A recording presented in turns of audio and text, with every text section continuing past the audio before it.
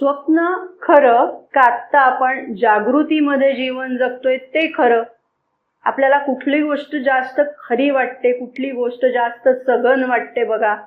तर आत्ता आपण जागृत अवस्थेमध्ये जे जीवन जगतोय ते खरं खुरं जीवन असं वाटतं आणि स्वप्नातलं जीवन मात्र काहीसं अंधुक असं वाटत असतं.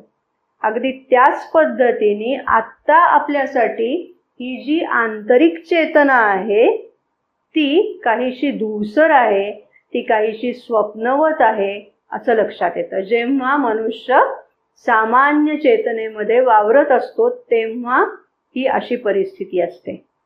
पण साधक जेव्हा प्रगती करायला लागतो, साधना करायला लागतो, तेव्हा हळूहळू त्याच्या दृष्टीने ही जी आंतरिक चेतना आहे त्याची त्याला सघन स्वरूपामध्ये जाणीव व्हायला लागते.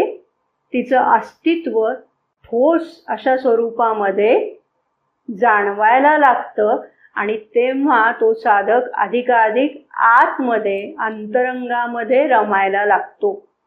आंतरिक चेतनेची जाणीव त्याची अधिकाधिक गडद होत जाते आणि तेव्हा त्याच्या दृष्टीने ही जी पृष्ठवर्ती चेतना आहे, मन प्राण शरीराची जी जाणीव आहे ती त्याच्यासाठी धूसर बनायला लागते.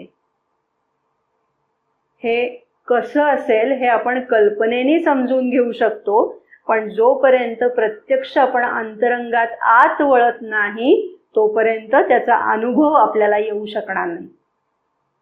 पण ही आंतरिक चेतना हे आपलं खरं स्वरूप आहे आणि ही पृष्ठवर्ती चेतना ज्याला आपण खरं मी असं समजतो आहोत तो म्हणजे केवळ मुखवटा आहे असं ते म्हणतात. बघा, विचार करण्यासारखी गोष्ट आहे. म्हणजे आपण आयुष्यभर ज्या सामान्य चेतनेमध्ये जगत असतो ती आपली चेतना म्हणजे केवळ एक मुखवटा आहे. आपलं मूळ स्वरूप आयुष्यभर एक प्रकारे आपल्यापासून हे असं झाकून राहिलेलं आहे आणि जो मुखवटा आहे त्यालाच आपण चेहरा समजण्याची चूक आयुष्यभर करत आहोत. असा विचार जेव्हा आपल्या इथे वाचनात येतो तेव्हा खडबडून जाग आल्यासारखं होतं.